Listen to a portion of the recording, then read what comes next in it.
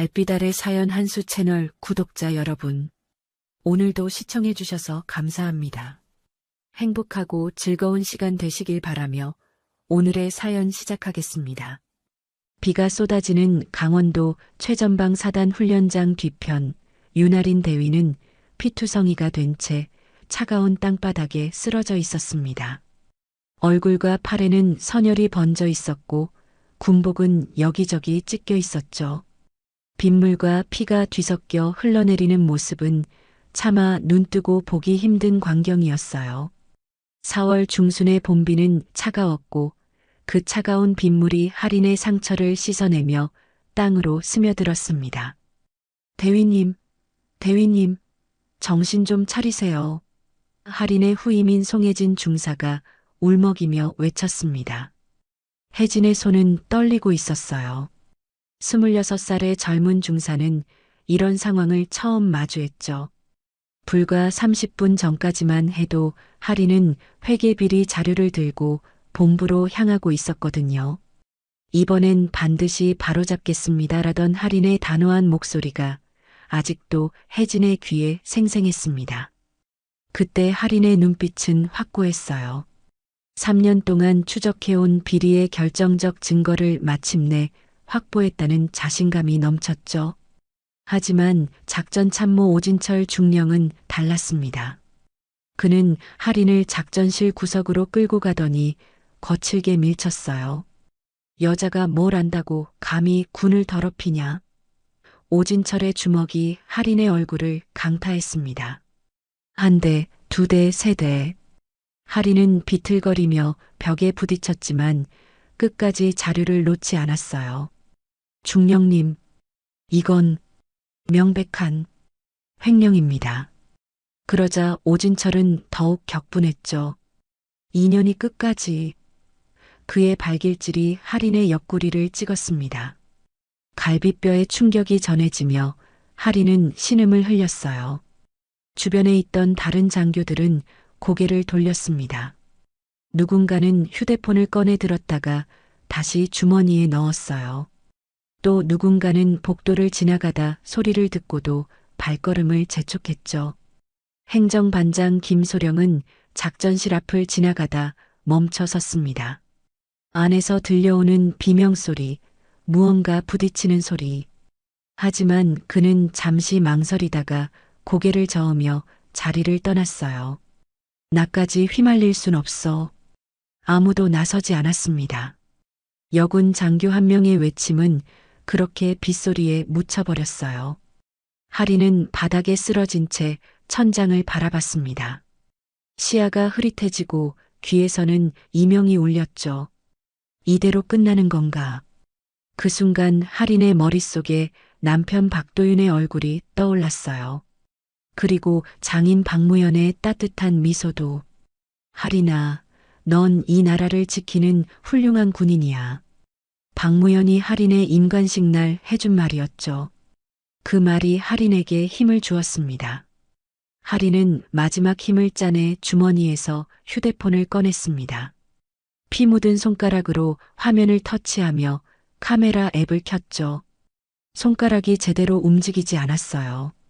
한 번, 두 번, 세 번째 시도 끝에 겨우 화면이 켜졌습니다. 셔터 소리가 울렸어요. 피투성이가 된 자신의 얼굴이 화면에 담겼죠. 찢긴 군복, 부어오른 눈, 입가에 흐르는 피. 할인은 그 사진을 보며 쓴웃음을 지었습니다. 그리고는 떨리는 손으로 메시지를 작성했습니다. 수신이는 장인 박무연. 할인에게는 친아버지보다 더 든든한 존재였죠. 할인의 친부모님은 그녀가 어릴 때 교통사고로 돌아가셨어요. 고아원에서 자란 할인을 받아준 사람이 바로 박무연이었습니다. 아버님, 죄송합니다. 단 한 줄의 메시지와 함께 피투성이가 된 자신의 모습을 담은 사진이 전송됐습니다. 전송 완료 표시가 뜨는 순간 할인은 안도의 한숨을 내쉬었어요. 그 순간 할인의 손에서 휴대폰이 떨어졌어요. 의식이 흐릿해지며 눈앞이 깜깜해졌습니다. 빗소리만이 귓가에 울려 퍼졌죠. 아버님, 부탁드립니다. 한편 서울 용산구 한 고급 아파트에서 박무현은 거실 소파에 앉아 신문을 읽고 있었습니다. 예비역 육군 소장 출신인 그는 평소에도 군 관련 기사에 관심이 많았어요. 오늘도 어김없이 국방 관련 기사를 꼼꼼히 읽고 있었죠. 그때 휴대폰이 진동했습니다. 메시지 알림이었어요. 발신인을 확인한 박무현의 표정이 환해졌어요. 우리 할인이로군. 할인은 평소 바빠도 주말마다 꼭 안부 메시지를 보냈거든요. 박무현은 미소를 지으며 메시지를 열었습니다. 하지만 사진을 연 순간 그의 얼굴은 순식간에 굳어졌어요. 눈동자가 흔들리고 손이 떨렸습니다.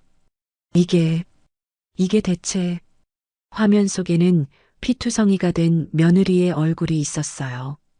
찢긴 군복, 멍든 얼굴, 흐르는 피. 박무현의 심장이 미친 듯이 뛰기 시작했죠. 할인아. 그는 즉시 전화를 걸었지만 받지 않았습니다. 한 번, 두 번, 세 번. 계속 연결음만 울려 퍼졌어요. 박무현의 분노는 점점 커져갔습니다. 손에 쥔 휴대폰이 삐그덕 소리를 냈죠. 그의 머릿속에는 한 사람의 얼굴이 떠올랐습니다. 바로 육군 3군 부사령관이자 3스타 장군인 이태건이었어요. 박무현과 이태건은 사관학교 동기였고 30년 지기 친구였죠. 박무현은 떨리는 손으로 이태건의 번호를 눌렀습니다. 신호음이 한 번, 두 번 울렸어요. 그리고 곧 익숙한 목소리가 들려왔죠. 여보세요, 무현이 형. 이태건의 목소리는 평소처럼 차분했습니다. 하지만 박무현의 목소리는 달랐어요. 태건이 자네, 지금 당장 내 말 들어봐. 수화기 너머로 전해지는 박무현의 목소리는 떨리고 있었습니다. 분노와 절망이 뒤섞인 음성이었죠. 이태건은 즉시 뭔가 심상치 않다는 걸 직감했어요. 형님, 무슨 일이십니까? 이태건이 물었습니다. 지금 내 며느리가 부대에서 피투성이가 됐어. 이게 자네가 지휘하는 군대야? 박무현의 목소리가 높아졌어요. 사무실에 있던 이태건은 자리에서 벌떡 일어났습니다. 무현이 형, 무슨 말씀이십니까?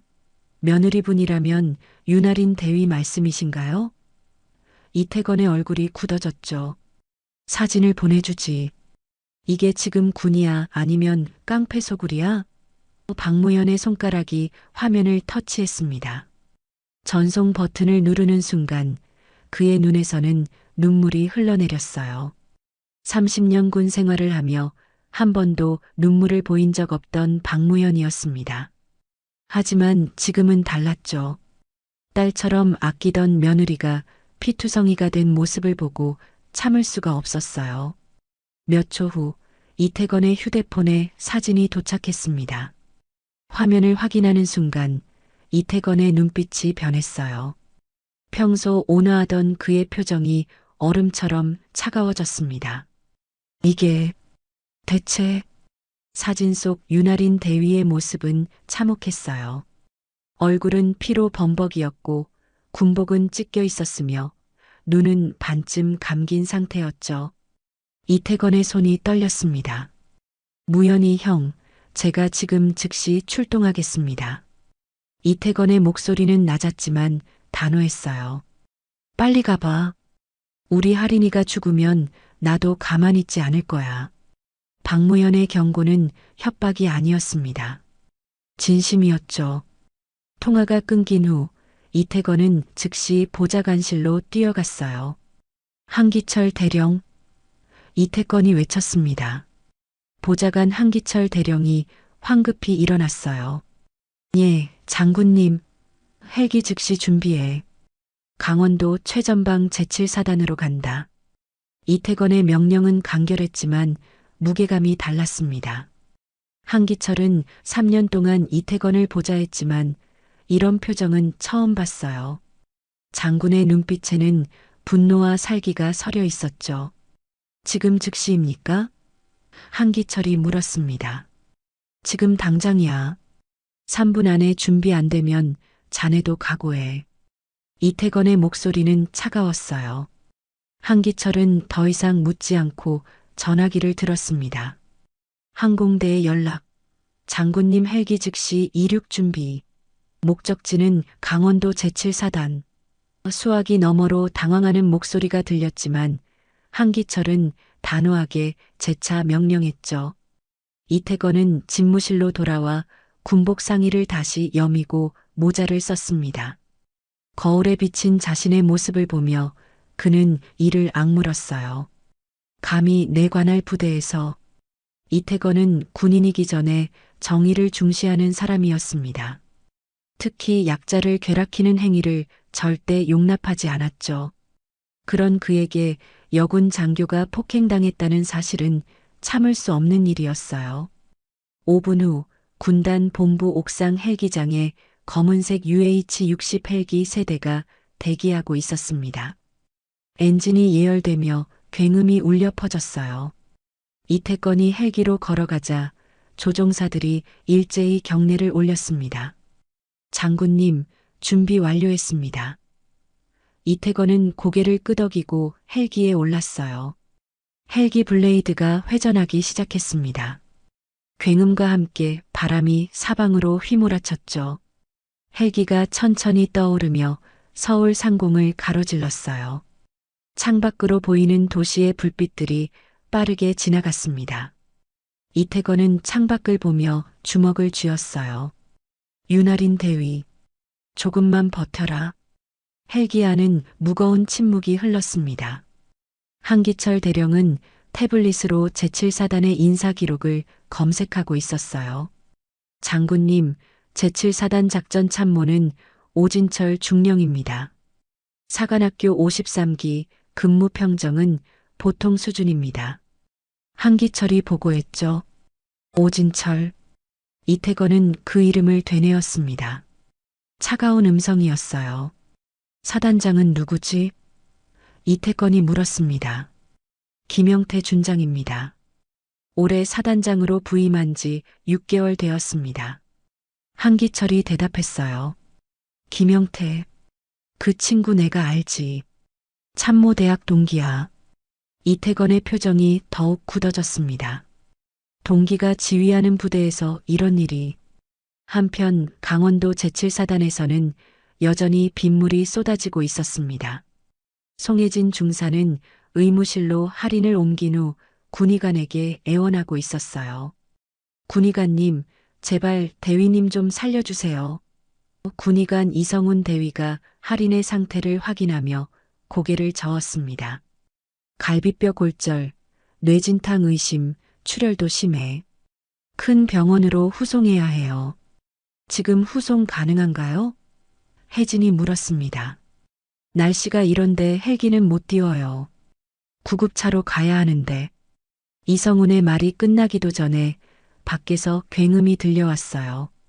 헬기 소리였습니다. 그것도 한 대가 아니었죠. 세 대의 헬기가 동시에 사단 상공에 나타났어요. 저게 뭐야? 의무실 창문으로 밖을 내다본 이성훈이 놀라며 말했습니다. 검은색 헬기 세대가 훈련장에 착륙하고 있었어요. 비바람을 뚫고 내려오는 헬기의 모습은 마치 심판의 사자 같았습니다.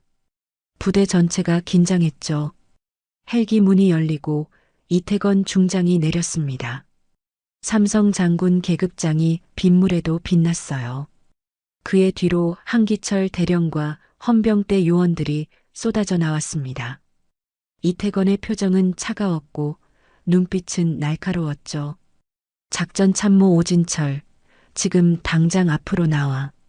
이태건의 목소리가 사단 본부 전체에 울려 퍼졌습니다.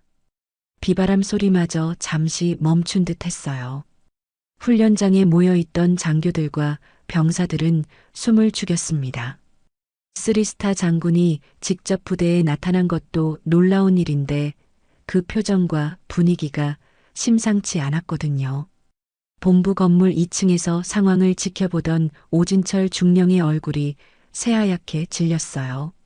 중령님, 저게 대체. 옆에 있던 행정과장 박소령이 떨리는 목소리로 말했습니다. 오진철은 대답하지 않았어요. 그의 머릿속은 복잡했죠. 어떻게 알았지? 누가 신고한 거야? 하지만 생각할 시간은 없었습니다. 이태건 장군의 명령은 절대적이었거든요. 오진철 중령, 10초 안에 안 나오면 헌병이 직접 끌고 올 거야. 이태건의 목소리가 다시 울렸습니다. 이번엔 더 차갑고 날카로웠어요. 헌병대 요원들이 본부 건물로 걸어 들어가기 시작했죠. 검은 완장을 찬 헌병들의 모습은 위압적이었습니다. 오진철은 더 이상 숨을 수 없다는 걸 깨달았어요. 그는 떨리는 다리로 계단을 내려가 본부 현관으로 나왔습니다. 비가 얼굴을 적셨지만 신경 쓸 겨를이 없었죠. 이태건 장군이 그를 노려보고 있었거든요.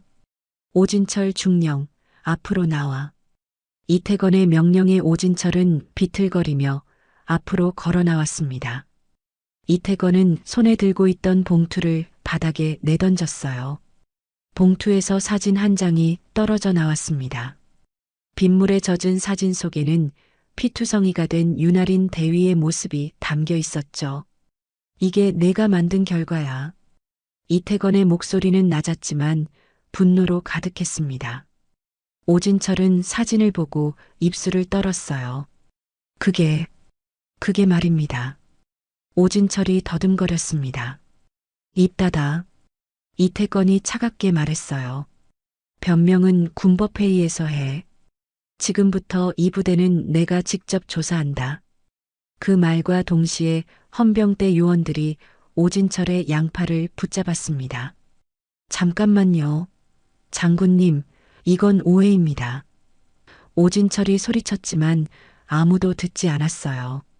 이태건은 주변을 둘러봤습니다. 본부 건물 창문마다 얼굴을 내민 장교들이 보였어요. 복도에는 병사들이 줄지어 서 있었고 훈련장 구석에는 간부들이 모여 있었죠. 전 부대원 집합. 이태건이 외쳤습니다. 한기철 대령이 즉시 확성기를 들고 명령을 전달했어요. 전 부대원 훈련장 집합. 반복한다. 전 부대원 훈련장 집합. 5분도 채 안 되어 제7사단 전체 인원이 훈련장에 모였습니다. 비가 쏟아지는데도 아무도 움직이지 않았어요. 600여 명의 장병들이 일렬로 도열했죠. 사단장 김영태 준장도 황급히 달려왔습니다.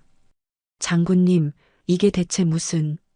김영태가 말하려 했지만 이태건의 눈빛을 보고 입을 다물었어요. 김영태 준장. 이태건이 차갑게 불렀습니다. 예, 장군님. 김영태가 차려 자세를 취했어요. 자네 부대에서 여군 장교가 폭행당했어. 자네는 알고 있었나? 이태건의 질문에 김영태는 당황했습니다. 그게 무슨 말씀이신지 모르고 있었다는 거지? 이태건의 목소리가 높아졌어요. 그럼 자네는 지휘관 자격이 없어. 부대에서 무슨 일이 벌어지는지도 모르는 지휘관이 무슨 소용이야? 이태건의 말에 김영태는 고개를 숙였습니다. 변명의 여지가 없었죠. 주변 장교들도 숨을 죽이고 지켜봤어요. 쓰리스타 장군의 분노는 누구도 막을 수 없었습니다. 이태건은 도열한 장병들을 향해 걸어갔어요. 빗속을 천천히 걸으며 하나하나 얼굴을 살폈습니다. 군복은 명예야. 이태건이 말했어요. 우리가 입은 이 군복은 나라를 지키겠다는 약속이야. 그런데 그걸 더럽힌 놈이 누군지 오늘 다 밝힌다. 그의 목소리는 훈련장 전체에 울려 퍼졌습니다. 윤아린 대위를 아는 사람? 이태건이 물었어요. 잠시 침묵이 흘렀습니다. 그때 한 명의 중사가 손을 들었죠. 송혜진이었어요. 저요. 혜진의 목소리는 떨렸지만 분명했습니다. 이태건이 고개를 끄덕이며 다가갔어요. 전방으로 나와. 혜진이 대열에서 나와 이태건 앞에 섰습니다. 젊은 중사의 눈에는 눈물이 고여 있었어요. 윤아린 대위와 무슨 관계지? 이태건이 물었습니다. 후임입니다, 장군님. 하린 대위님은 제 선임이자 은인이십니다. 혜진의 목소리가 흔들렸죠. 은인? 이태건이 되물었어요. 예, 제가 작년에 개인 사정으로 힘들어할 때 대위님이 많이 도와주셨습니다. 상담도 해주시고 휴가도 배려해주시고. 혜진은 말하다가 울음을 터뜨렸습니다. 그런 대위님이 오늘 더 이상 말을 잇지 못했어요. 이태건은 혜진의 어깨를 가볍게 두드렸습니다. 알겠네. 윤아린 대위는 지금 어디 있나? 이태건이 물었어요. 의무실입니다, 장군님. 혜진이 대답했습니다. 이태건은 즉시 한기철에게 지시했죠. 의무실로 안내해. 예, 장군님. 한기철이 앞장섰습니다. 이태건 일행이 의무실로 향하자 뒤따라 여러 장교들이 몰려들었어요. 하지만 헌병들이 입구를 막아섰죠. 장군님 외출입 금지. 헌병의 단호한 목소리에 아무도 감히 다가가지 못했습니다. 의무실 문을 연 순간 이태건의 표정이 굳어졌어요. 침대에 누워있는 윤아린 대위의 모습은 사진보다 더 참혹했습니다. 얼굴 전체가 부어올랐고 붕대가 여기저기 감겨 있었어요. 산소 마스크를 쓴 채 가쁜 숨을 몰아쉬고 있었죠. 군의관 이성훈 대위가 급히 인사했습니다. 장군님, 환자 상태가 말하게. 이태건이 말했어요. 갈비뼈 세대 골절, 뇌진탕, 안면 타박상, 뇌출혈 의심입니다. 즉시 대형 병원으로 후송해야 합니다. 이성훈의 보고에 이태건은 주먹을 쥐었습니다. 손등에 혈관이 튀어나왔어요. 그때 할인이 희미하게 눈을 떴습니다. 흐릿한 시야에 이태건의 모습이 보였어요. 군님. 할인이 약하게 말했습니다. 이태건은 침대 옆으로 다가가 무릎을 꿇었어요. 대위 나야. 이태건이야. 이제 괜찮아. 할인의 눈에서 눈물이 흘러내렸습니다. 장군님, 죄송합니다. 목소리는 가늘었지만 분명했어요. 이태건은 고개를 저으며 할인의 손을 잡았습니다. 미안해할 건 내가 해야지.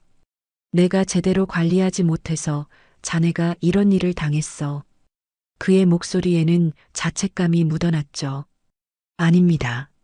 제가 증거를 확보했습니다. 할인이 힘겹게 말을 이었어요. 회계비리, 3년치 자료, 제 사물함에. 말하다가 할인은 기침을 했습니다. 입가에 피가 묻어났죠. 이성훈 군의관이 급히 다가와 할인의 상태를 확인했어요. 장군님, 환자가 말을 하면 안 됩니다. 상태가 악화될 수 있습니다. 이태건은 고개를 끄덕이고 일어섰습니다. 한기철 대령. 예, 장군님. 한기철이 대답했어요. 윤아린 대위 사물함 즉시 확보해. 그리고 헬기 준비시켜. 대위를 수도병원으로 후송한다. 예, 즉시 조치하겠습니다. 한기철이 급히 밖으로 나갔죠. 이태건은 다시 할인을 바라봤습니다. 대위, 자네는 용감한 군인이야. 이제 치료에만 집중해. 나머지는 내가 다 처리할 테니까. 할인은 미약하게 고개를 끄덕였어요. 그리고는 다시 눈을 감았습니다. 의식이 희미해지고 있었죠. 군의관, 대위 상태 안정시켜. 헬기 도착하는 즉시 후송한다. 이태건의 명령에 이성훈이 재빠르게 움직였습니다. 링거를 추가하고 산소 공급량을 조절했어요. 간호병들도 분주하게 움직였죠. 모두가 할인을 살리기 위해 최선을 다했습니다. 이태건은 의무실을 나와 본부 건물로 향했어요. 그의 얼굴에는 분노가 가득했습니다. 본부 복도에는 장교들이 줄지어 서 있었죠. 모두 긴장한 표정이었어요. 이태건이 지나갈 때마다 경례를 올렸지만 그는 받지 않았습니다. 지금은 예의를 차릴 때가 아니었거든요. 회계과장 앞으로 이태건이 외쳤습니다. 잠시 후 한소령이 앞으로 나왔어요. 최민수 소령이었습니다. 40대 중반의 그는 땀을 뻘뻘 흘리고 있었죠. 예, 장군님. 자네가 회계과장이지? 이태건이 물었어요. 예, 그렇습니다. 그럼 자네 부서에서 비리가 있었다는 걸 몰랐나? 이태건의 질문에 최민수는 말문이 막혔습니다.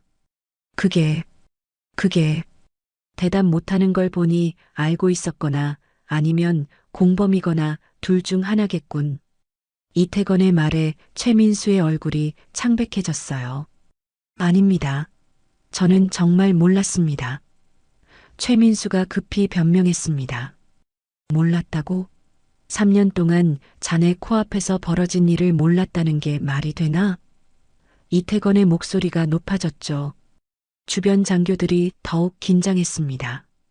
윤아린 대위가 자네한테 뭔가 보고한 적 있지? 최민수는 침묵했어요. 사실 하리는 여러 차례 회계장부의 이상함을 지적했었습니다. 하지만 최민수는 묵살했죠. 오진철 중령의 눈치를 봤거든요. 대답 안 하는 걸 보니 있었다는 거군. 이태건이 냉소를 지었습니다. 자네도 조사 대상이야. 헌병, 최민수 소령 감금. 장군님, 저는 정말. 최민수가 항변하려 했지만 헌병들이 그를 붙잡았어요. 순식간에 수갑이 채워졌습니다. 최민수는 끌려가며 계속 소리쳤지만 아무도 거들떠보지 않았죠. 다른 장교들은 숨을 죽이고 서 있었습니다. 누가 다음 차례가 될지 몰랐거든요. 한기철 대령이 서류 봉투를 들고 돌아왔습니다. 장군님, 윤아린 대위 사물함에서 발견했습니다. 봉투 안에는 두꺼운 서류 뭉치가 들어 있었어요. 이태건은 서류를 펼쳐봤습니다. 회계장부 사본, 거래 내역서, 통장 사본, 녹음 파일이 담긴 USB까지. 증거는 명백했죠. 이게 3년치야? 이태건이 물었습니다. 예, 2022년부터 2025년까지입니다. 한기철이 대답했어요. 이태건은 서류를 한 장 한 장 넘기며 확인했습니다. 부대 운영비에서 수백만 원씩 빠져나간 기록들이 보였죠. 명목은 다양했지만 실제로는 개인 계좌로 입금된 흔적이 역력했어요. 오진철 중령 계좌로 들어간 돈이 얼마지? 이태건이 물었습니다. 한기철이 계산기를 두드렸어요. 대략 8천만 원 정도로 보입니다. 장군님. 8천만 원. 이태건은 서류를 탁자에 내려놓았습니다. 이 돈으로 부대원들 복지를 얼마나 개선할 수 있었을까? 그때 밖에서 소란스러운 소리가 들렸습니다. 누군가 고함을 지르고 있었어요. 내 말 좀 들어봐. 장군님께 직접 말씀드려야 해. 이태건이 밖으로 나가자 한중이가 헌병들에게 붙잡혀 있었습니다. 행정반 소속 정우진 중이었죠. 무슨 일인가? 이태건이 물었습니다. 정우진은 이태건을 보자 눈물을 글썽였어요. 장군님, 저도 증인입니다. 증인? 이태건이 되물었습니다. 예, 저도 오진철 중령이 할인 대위님을 때리는 걸 봤습니다. 정우진의 고백에 주변이 술렁거렸어요. 이태건은 헌병들에게 손짓을 했습니다. 헌병들이 정우진을 놓아줬죠. 자세히 말해보게. 이태건이 말했습니다. 정우진은 떨리는 목소리로 증언을 시작했어요. 오늘 오후 3시쯤이었습니다. 작전실 앞을 지나가는데 안에서 소리가 들렸습니다. 누군가 맞는 소리 같았어요. 그래서 이태건이 물었습니다. 문틈으로 봤습니다. 오진철 중령이 할인 대위님을 벽에 밀어붙이고 주먹으로 때리고 있었습니다. 대위님은 피를 흘리며 쓰러져 있었고 정우진은 말하다가 흐느꼈습니다. 그런데 저는 그냥 지나쳤습니다. 겁이 났어요. 중령님한테 밉보일까봐. 자네만 그런 게 아니야. 이태건이 말했습니다. 다른 사람도 봤나? 예, 행정과장 박소령도 지나가다 멈춰 섰었습니다. 하지만 곧 자리를 떠났습니다. 정우진의 증언에 이태건의 얼굴이 더욱 굳어졌어요. 박소령도 데려와. 몇 분 후 박소령이 끌려왔습니다. 그는 이미 관찰했다는 듯 고개를 숙이고 있었어요. 박소령, 자네도 봤지? 이태건이 물었습니다. 박소령은 대답하지 않았습니다. 대답 안 하면 공범으로 간주한다. 이태건의 경고에 박소령이 마침내 입을 열었어요. 봤습니다. 하지만 제가 뭘 할 수 있었겠습니까? 박소령의 목소리는 비겁했습니다. 할 수 있는 게 많았어. 이태건이 차갑게 말했어요. 신고할 수도 있었고, 말릴 수도 있었고, 최소한 의무실에 연락이라도 할 수 있었지.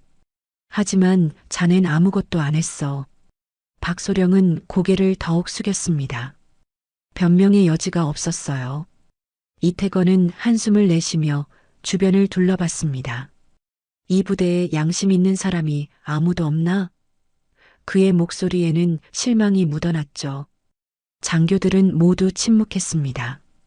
아무도 감히 눈을 마주치지 못했어요. 헌병, 박소령도 조사 대상에 포함시켜 방조제로 이태건의 명령에 헌병이 박소령을 끌고 갔습니다. 박소령은 저항하지 않았어요. 이미 모든 게 끝났다는 걸 알았거든요.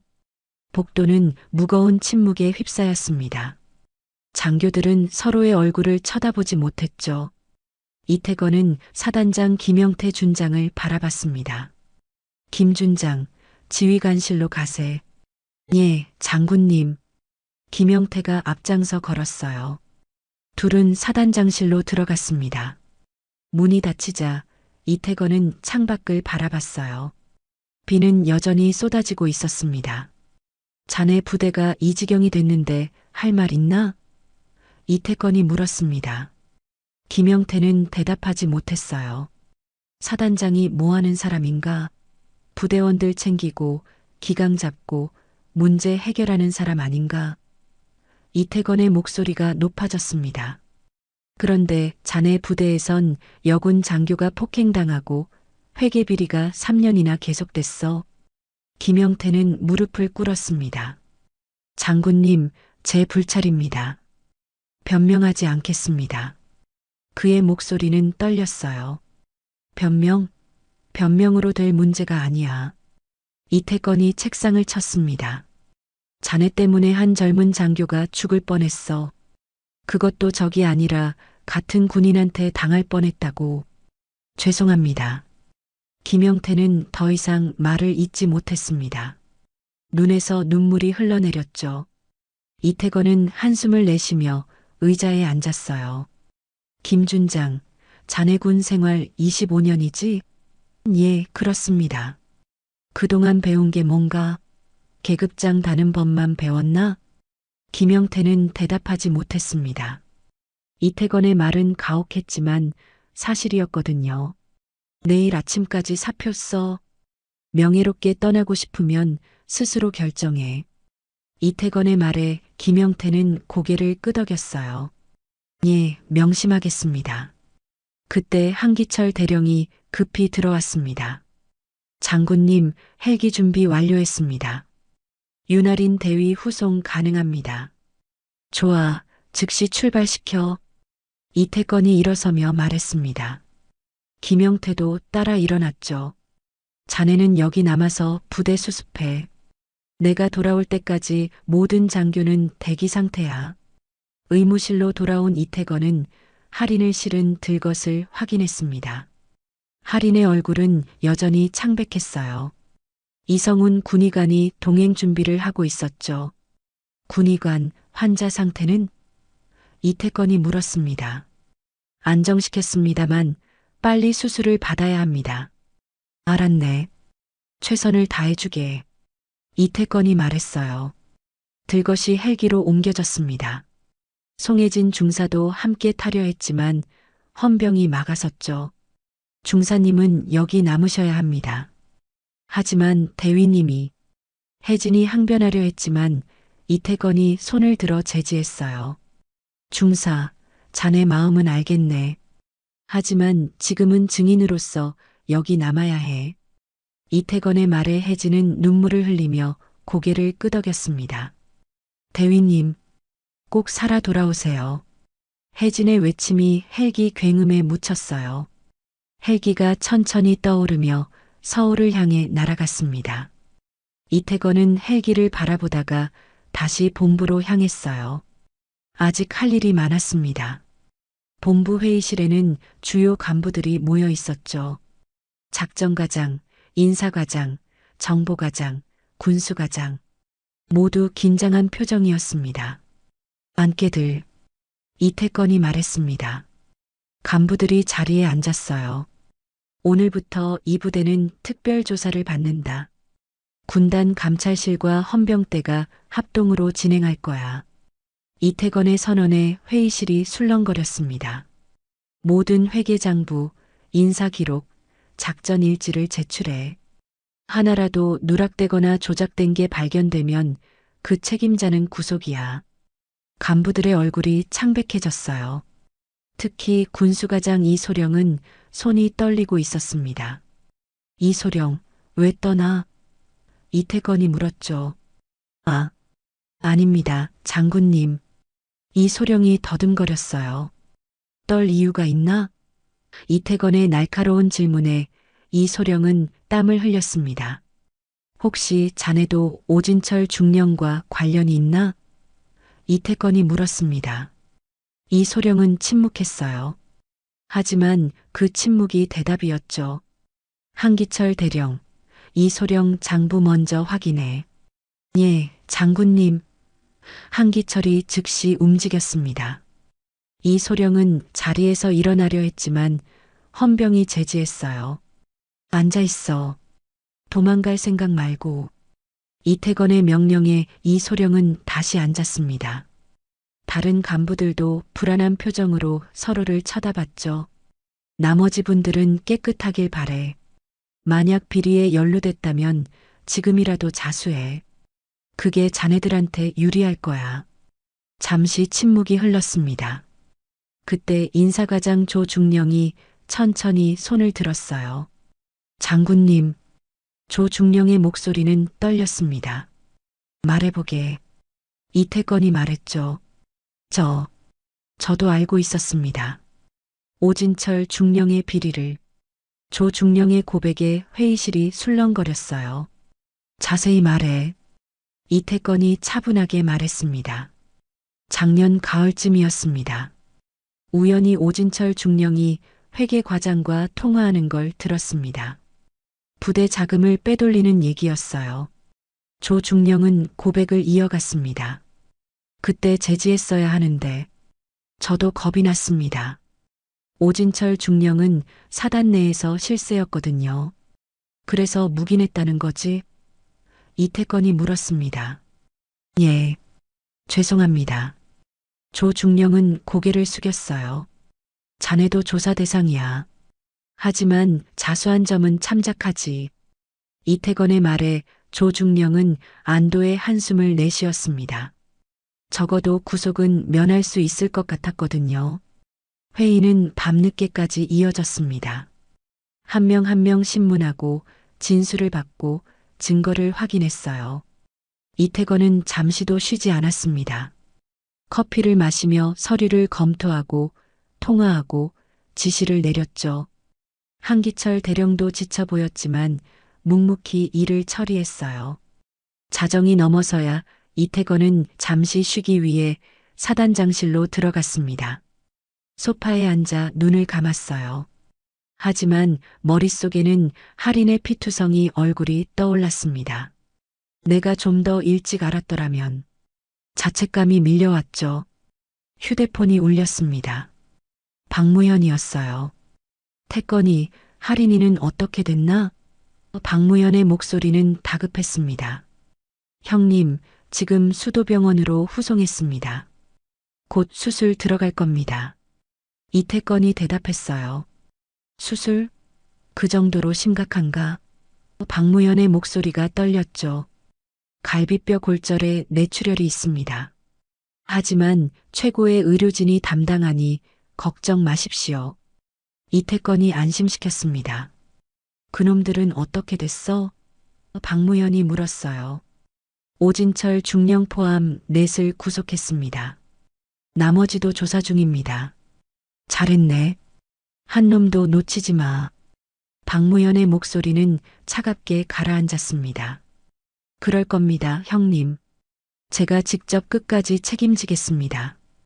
이태건이 단호하게 대답했어요. 통화를 끝낸 이태건은 다시 소파에 몸을 기댔습니다. 피곤이 몰려왔지만 잠들 수가 없었죠. 아직 해야 할 일이 산더미처럼 남아 있었거든요. 새벽 5시 이태건은 다시 회의실로 향했습니다. 한기철 대령이 밤새 정리한 자료를 들고 기다리고 있었어요. 장군님, 밤새 고생하셨습니다. 한기철이 인사했습니다. 자네도 수고했네. 자료 정리 다 됐나? 이태건이 물었죠. 예, 여기 있습니다. 한기철이 내민 파일에는 비리 관련자 명단과 증거 목록이 정리되어 있었습니다. 오진철 중령을 중심으로 최소 6명이 연루되어 있었어요. 횡령 금액은 총 1억 2천만 원에 달했죠. 1억이 넘어? 이태건이 놀라며 물었습니다. 예, 처음 추산보다 훨씬 많습니다. 이 돈이면 부대원들 복지를 얼마나 개선할 수 있었을까? 이태건은 서류를 내려놓으며 한숨을 쉬었어요. 그리고 이건 윤아린 대위가 작성한 보고서입니다. 한기철이 또 다른 서류를 건넸습니다. 보고서는 깔끔하게 정리되어 있었어요. 날짜별로, 항목별로, 증거별로 분류되어 있었죠. 이태건은 보고서를 읽으며 감탄했습니다. 이렇게 완벽한 자료를. 보고서 마지막 장에는 할인의 소감이 적혀 있었어요. 군은 정의로워야 합니다. 계급이 높다고, 힘이 세다고 부정을 저지를 수는 없습니다. 저는 군인으로서 이 비리를 반드시 밝혀내겠습니다. 이태건은 그 문장을 읽으며 목이 메었어요. 이런 군인을 지켜주지 못한 게 부끄럽군. 이태건이 중얼거렸습니다. 한기철도 고개를 숙였죠. 장군님, 이제라도 바로잡으면 됩니다. 그래, 자네 말이 맞아. 이태건은 자리에서 일어났어요. 국방부에 긴급 보고한다. 그리고 대통령실 비서실에도 알려. 예, 즉시 조치하겠습니다. 한기철이 밖으로 나갔습니다. 이태건은 창밖을 바라봤어요. 동이 트고 있었습니다. 긴 밤이 지나가고 새로운 아침이 오고 있었죠. 할인 대위, 조금만 버텨라. 이제 정의가 승리할 거야. 한편 서울수도병원 응급실에서는 할인의 수술이 진행 중이었습니다. 외과 과장 장민호 대령이 직접 집도했어요. 간호사들이 분주하게 움직였고 의료 장비들이 경고음을 울렸죠. 혈압 떨어지고 있습니다. 간호사가 외쳤습니다. 수혈 준비, 빨리. 장민호가 지시했어요. 수술은 3시간 넘게 이어졌습니다. 장민호의 이마에는 땀이 송골송골 맺혀 있었죠. 골절된 갈비뼈 고정 완료. 뇌출혈 부위 봉합 중. 장민호가 차분하게 말했습니다. 보조의사들도 긴장한 표정으로 수술을 도왔어요. 모두가 할인을 살리기 위해 최선을 다했습니다. 오전 8시 수술실 문이 열렸습니다. 장민호가 마스크를 벗으며 나왔어요. 밖에서 기다리던 박도윤이 급히 달려왔습니다. 선생님, 제 아내는 어떻게 됐습니까? 도윤의 목소리는 떨렸어요. 밤새 잠도 자지 못하고 기다린 그의 얼굴은 초췌했죠. 수술은 성공적이었습니다. 장민호의 말에 도윤은 무릎이 꺾였어요. 감사합니다. 정말 감사합니다. 도윤은 울음을 터뜨렸습니다. 하지만 아직 안심할 단계는 아닙니다. 중환자실에서 이틀 정도 관찰해야 합니다. 장민호가 덧붙였죠. 예, 알겠습니다. 제가 곁에 있겠습니다. 도윤이 고개를 끄덕였습니다. 잠시 후 할인이 중환자실로 옮겨졌어요. 온몸에 붕대를 감고 각종 의료 장비에 연결된 모습이었습니다. 도윤은 유리창 너머로 아내를 바라봤어요. 눈물이 멈추지 않았죠. 내가 지켜주지 못해서 미안해. 도윤은 속으로 되뇌었습니다. 그는 회사원이었고 군에 대해 잘 몰랐어요. 할인이 부대에서 힘들어한다는 걸 알았지만 이렇게까지 심각한 줄은 몰랐죠. 앞으로는 더 신경 쓸게. 제발 깨어나줘. 오전 10시 이태건이 병원에 도착했습니다. 중환자실 앞에서 도윤을 발견한 이태건은 다가갔어요. 박도윤 씨? 이태건이 불렀습니다. 도윤은 고개를 들어 이태건을 봤죠. 삼성 장군 계급장을 보고 황급히 일어났어요. 장군님, 도윤이 인사했습니다. 괜찮습니다. 편하게 하세요. 이태건이 손을 내저었어요. 할인 대위 상태는 어떻습니까? 수술은 성공적이었다고 합니다. 하지만 아직 깨어나지 못했습니다. 도윤이 대답했죠. 이태건은 중환자실을 들여다봤습니다. 할인의 모습이 보였어요. 여전히 창백한 얼굴이었죠. 제가 미리 알았더라면. 이태건이 중얼거렸습니다. 아닙니다, 장군님. 장군님 덕분에 제 아내가 살았습니다. 도윤이 고개를 숙이며 말했어요. 박무현 장군님께서 연락하셨습니까? 이태건이 물었습니다. 예, 장인어른께서 새벽에 전화하셨습니다. 지금 서울로 오시는 중입니다. 도윤이 대답했어요. 그렇군요. 제가 직접 뵙고 보고 드려야겠습니다. 이태건이 말했죠. 1시간 후 박무현이 병원에 도착했습니다. 70대의 노인이었지만 걸음걸이는 여전히 군인답게 당당했어요. 이태건이 먼저 경례를 올렸습니다. 형님 오셨습니까? 태건이, 할인이는? 박무현이 급히 물었죠. 수술은 성공했습니다. 지금 중환자실에 있습니다. 이태건이 안내하며 말했어요. 박무현은 유리창 너머 할인을 보고 눈물을 흘렸습니다. 우리 할인이가. 그의 목소리는 떨렸어요. 도윤도 옆에서 함께 울었죠. 형님 죄송합니다. 제가 제대로 관리하지 못해서. 이태건이 고개를 숙였습니다. 자네 잘못이 아니야. 썩은 놈들이 문제지. 박무현이 손을 내저었어요. 그놈들은 어떻게 됐나? 전원 구속했습니다. 군법회의에 회부할 예정입니다. 박무현은 고개를 끄덕였습니다. 잘했어. 한 놈도 빠져나가지 못하게 해. 그럴 겁니다, 형님. 이태건이 단호하게 대답했어요. 셋은 한동안 말없이 할인을 바라봤습니다. 중환자실의 의료 장비 소리만이 조용히 울려 퍼졌죠. 오후가 되자 국방부에서 연락이 왔습니다. 장관이 직접 전화를 걸어온 거예요.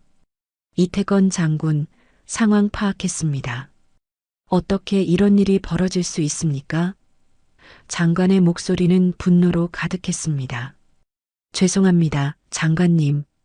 제 관리 소홀이었습니다. 관리 소홀로 넘어갈 문제가 아닙니다. 이건 군 전체의 명예가 걸린 문제입니다. 장관이 말했어요. 예, 명심하겠습니다. 이태건이 대답했죠. 철저히 조사하고 재발 방지 대책도 마련하십시오. 대통령님께서도 직접 관심을 갖고 계십니다. 예, 최선을 다하겠습니다. 이태건이 경직된 목소리로 대답했습니다. 통화가 끝난 후 이태건은 한숨을 내쉬었어요. 이제 시작이구나. 앞으로 해야 할 일들이 머릿속을 스쳐 지나갔습니다. 이틀 후 할인은 마침내 눈을 떴습니다. 천천히 떠지는 눈꺼풀 사이로 하얀 천장이 보였어요. 어디선가 규칙적인 기계음이 들렸죠. 의료 장비의 신호음이었습니다. 하리는 천천히 고개를 돌렸어요. 옆에는 도윤이 의자에 앉아 졸고 있었습니다. 도윤아. 하린이 가느다란 목소리로 불렀습니다. 도윤은 화들짝 놀라며 깨어났어요. 하린아, 깨어났구나. 그는 급히 일어나 하린의 손을 잡았습니다. 괜찮아? 어디 아파? 도윤의 눈에는 눈물이 고여 있었죠. 괜찮아. 여기가 어디야? 하린이 물었습니다. 수도병원이야. 수술받고 이틀 동안 잠들어 있었어. 도윤이 대답했어요. 수술? 하린은 천천히 기억을 되살렸습니다. 오진철 중령의 폭행, 피투성이가 된 자신, 장인에게 보낸 메시지. 모든 게 선명하게 떠올랐죠. 자료는? 내가 준비한 자료는? 하린이 급히 물었습니다. 걱정 마. 이태건 장군님이 다 확보하셨어. 그리고 오진철 중령은 구속됐어. 도윤의 말에 하린은 안도의 한숨을 내쉬었어요. 다행이다. 눈물이 볼을 타고 흘러내렸습니다. 울지 마. 이제 다 끝났어. 도윤이 하린의 눈물을 닦아주었습니다. 아니야. 이제 시작이야. 하린이 작은 목소리로 말했어요. 뭐가? 도윤이 물었죠. 진짜 군대를 바꾸는 일이. 하린은 말하다가 기침을 했습니다. 도윤이 급히 물을 가져다 줬어요. 간호사가 들어와 하린의 상태를 확인했습니다.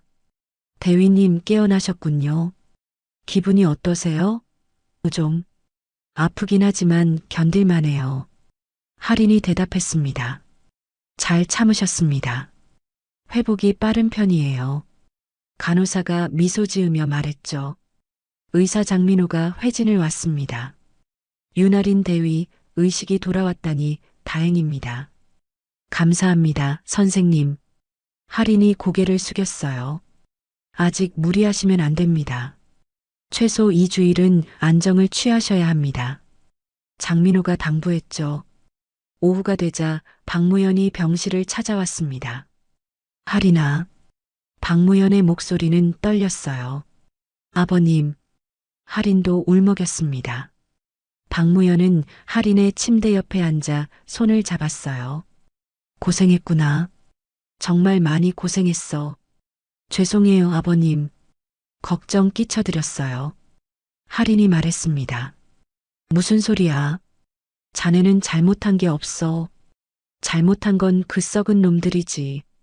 박무연의 목소리에는 분노가 서려 있었죠. 아버님, 저 군대가 바뀔 수 있을까요? 박무연은 잠시 침묵했습니다. 그리고는 단호하게 대답했어요. 바뀔 거야. 자네 같은 군인이 있는 한 반드시 바뀔 거야.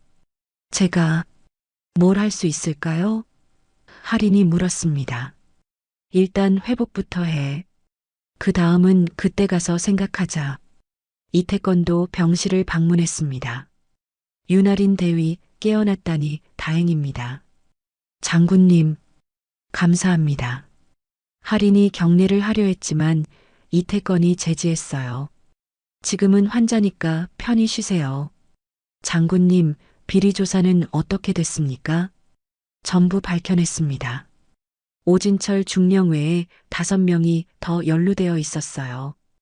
횡령 금액은 총 1억 2천만 원입니다. 이태건의 보고에 하린은 놀랐습니다. 1억이 넘어요? 예, 대위가 추적한 것보다 더 많았습니다. 그 사람들은? 하린이 물었습니다. 전원 군법회의에 회부됩니다. 최소 10년 이상 복역하게 될 겁니다. 이태건이 말했어요. 잘 됐네요. 하린은 안도했습니다. 대위의 공로가 큽니다. 대위가 아니었으면 이 비리는 계속 묻혀 있었을 겁니다. 제 의무였습니다. 장군님. 하린이 담담하게 말했어요. 의무라.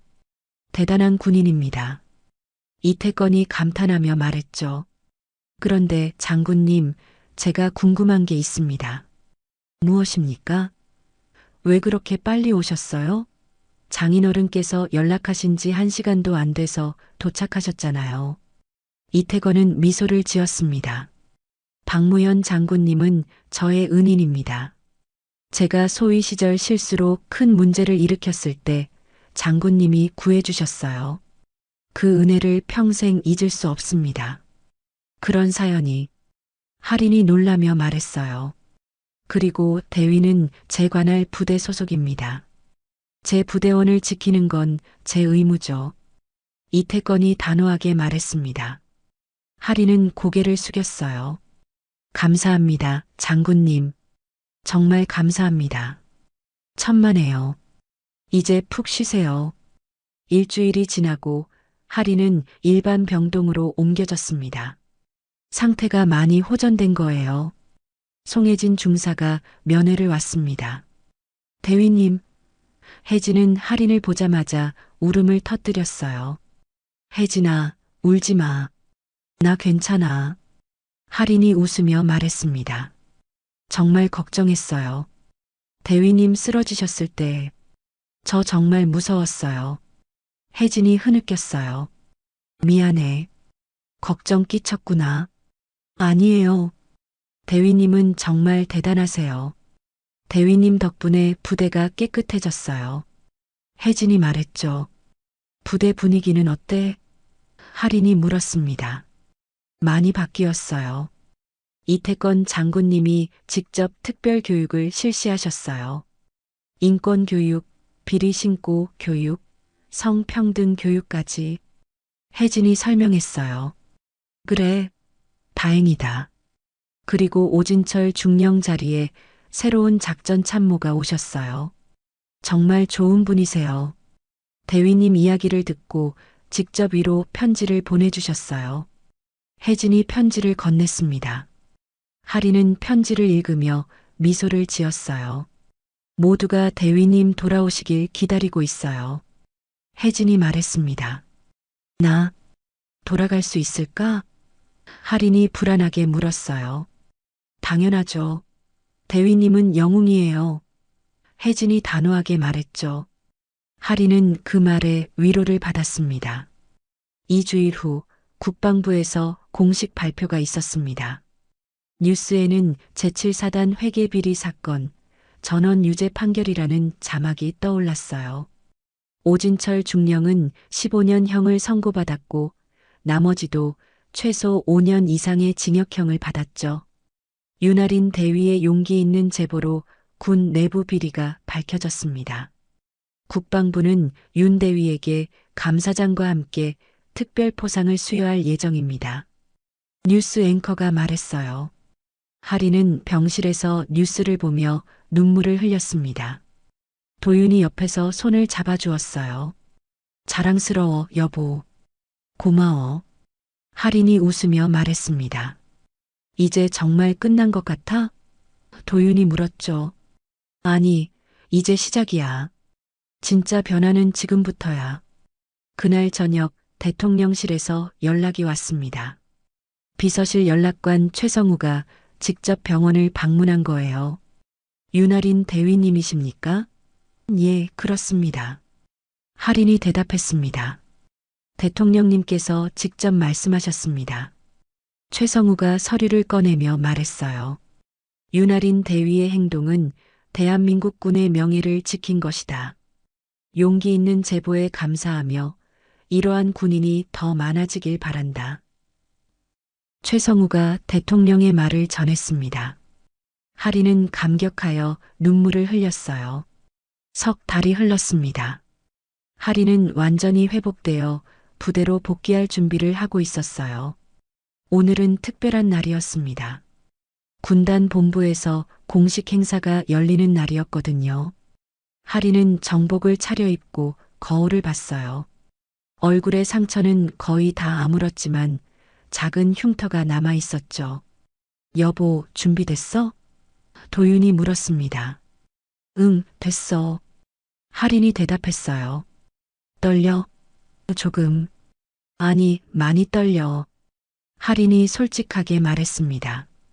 도윤은 할인의 어깨를 감싸 안았어요. 괜찮아. 난 내가 정말 자랑스러워. 차를 타고 군단 본부로 향했습니다. 도착하자 많은 사람들이 모여 있었어요. 기자들, 군 관계자들, 부대원들, 모두가 할인을 기다리고 있었죠. 할인이 차에서 내리자 송혜진 중사가 달려왔습니다. 대위님, 혜진의 얼굴은 기쁨으로 가득했어요. 혜진아, 할인이 반갑게 인사했습니다. 두 사람은 껴안았죠. 보고 싶었어요, 대위님. 나도 보고 싶었어. 할인이 눈물을 닦으며 말했어요. 주변 사람들도 박수를 보냈습니다. 따뜻한 환영이었죠. 행사장으로 들어가자 정면에 단상이 설치되어 있었습니다. 태극기와 군기가 나란히 걸려 있었어요. 객석에는 수백 명의 장병들이 앉아 있었죠. 모두가 할인을 주목했습니다. 할인은 떨리는 다리로 지정된 자리에 앉았어요. 사회자가 마이크를 잡았습니다. 지금부터 윤아린 대위 포상식을 시작하겠습니다. 장내가 조용해졌어요. 먼저 이태건 군단장님께서 말씀하시겠습니다. 이태건이 단상으로 올라갔습니다. 그의 표정은 엄숙했지만 따뜻했어요. 오늘 우리는 한 명의 용감한 군인을 기리기 위해 모였습니다. 이태건의 목소리가 울려 퍼졌어요. 윤아린 대위는 불의를 보고 침묵하지 않았습니다. 개인의 안전을 희생하면서까지 진실을 밝혀냈죠. 이것이 진정한 군인의 모습입니다. 군복은 단순한 옷이 아닙니다. 국가와 국민을 지키겠다는 약속입니다. 하지만 때로는 그 군복이 더럽혀질 때가 있습니다. 바로 우리 내부의 적, 부패와 비리에 의해서 말입니다. 이태건의 말에 청중들이 고개를 끄덕였어요. 윤아린 대위는 그 더러움을 씻어냈습니다.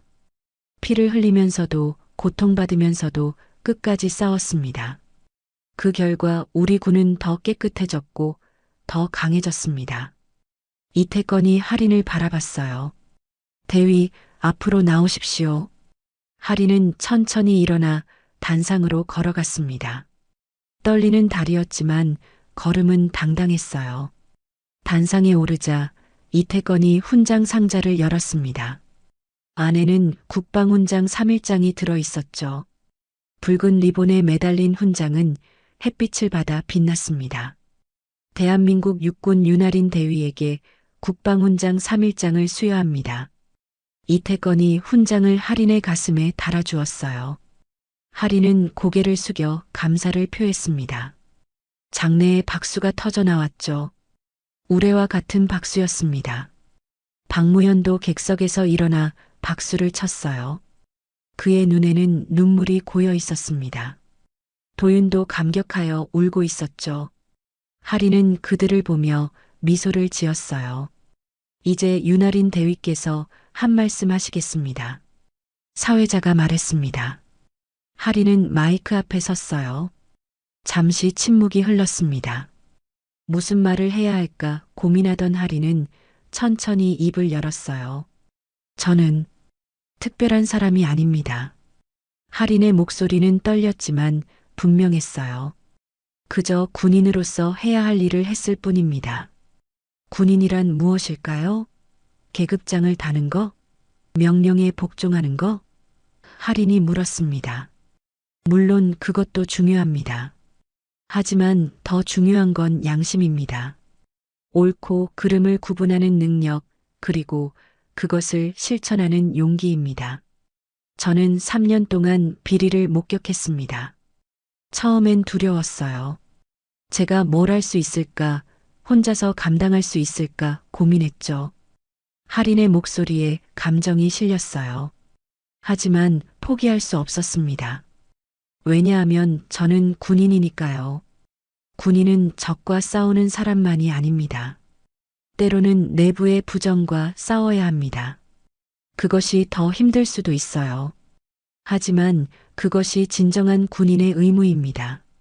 할인의 말에 청중들이 숙연해졌어요. 저는 오늘 이 훈장을 받지만 이건 제 혼자만의 공이 아닙니다. 할인이 혜진을 바라봤어요. 송혜진 중사가 없었다면 저는 그날 죽었을 겁니다. 이태건 장군님이 없었다면 진실은 묻혔을 겁니다. 박무현 장군님이 없었다면 저는 포기했을 거예요. 박무현은 자리에서 일어나 할인에게 경례를 올렸습니다. 예비역이었지만 그 경례는 현역 못지않게 정확했어요. 할인도 답례했죠. 장례가 다시 박수로 가득 찼습니다. 여러분, 우리 군대는 아직 완벽하지 않습니다. 할인이 계속 말했어요. 하지만 변화하고 있습니다. 그 변화를 만드는 건 계급이 아니라 양심입니다. 힘이 아니라 용기입니다. 저는 약속합니다. 앞으로도 정의로운 군인으로 살겠습니다. 그리고 여러분도 함께 해주시길 바랍니다. 할인이 경례를 올렸습니다. 장내의 모든 군인들이 일제히 일어나 답례했어요. 그 순간은 장엄했습니다. 수백 명의 군인들이 하나가 되어 정의를 향해 경례하는 모습이었죠. 행사가 끝나고 할인은 복도에서 이태건을 만났습니다. 장군님 감사합니다. 할인이 고개를 숙였어요. 대위가 잘한 겁니다. 저는 당연한 일을 했을 뿐이죠. 이태건이 웃으며 말했습니다. 앞으로 계획은 어떻게 되나요? 부대로 복귀하려고 합니다. 할인이 대답했어요. 제7사단으로? 예, 거기가 제 자리니까요. 할인의 대답에 이태건은 놀랐습니다. 힘든 기억이 많을 텐데. 바로 그래서입니다. 장군님. 저는 그곳을 바꾸고 싶어요. 진짜 변화는 현장에서 일어나니까요. 이태건은 감동했습니다. 대단한 군인입니다. 정말. 아닙니다. 그저 군인다운 군인이고 싶을 뿐입니다. 할인이 겸손하게 말했죠. 그럼 제가 사단장을 교체하겠습니다. 대위가 일하기 좋은 환경을 만들어주겠습니다. 감사합니다, 장군님. 할인이 경례를 올렸어요. 이태건도 답례했습니다. 두 군인의 경례는 서로에 대한 존경의 표시였죠. 저녁이 되자 가족들이 모여 조촐한 축하 자리를 가졌습니다. 박무현, 도윤, 그리고 할인. 셋은 식탁에 둘러앉아 이야기를 나눴어요. 할인아, 정말 자랑스럽구나. 박무현이 말했습니다. 아버님 덕분입니다. 아버님이 가르쳐 주신 대로 했을 뿐이에요. 내가 뭘 가르쳤나? 박무현이 물었어요. 군인은 정의로워야 한다고 하셨잖아요. 계급이 높다고, 권력이 있다고 부정을 저질러서는 안 된다고. 할인의 말에 박무현은 고개를 끄덕였습니다. 그래, 그게 진짜 군인이지. 도윤이 할인의 손을 잡았어요. 여보, 앞으로도 힘들 텐데 괜찮겠어? 괜찮아. 이제 혼자가 아니잖아. 할인이 웃으며 말했습니다. 너희 곁에 있고 장군님들도 지켜봐 주시고 부대원들도 함께 하니까. 밤하늘에는 별이 빛나고 있었습니다. 할인은 창밖을 바라보며 생각했어요. 이제 시작이야. 진짜 변화는 지금부터야. 그녀의 눈빛에는 결연함이 담겨 있었죠. 고통스러운 경험이었지만 그것은 할인을 더 강하게 만들었습니다.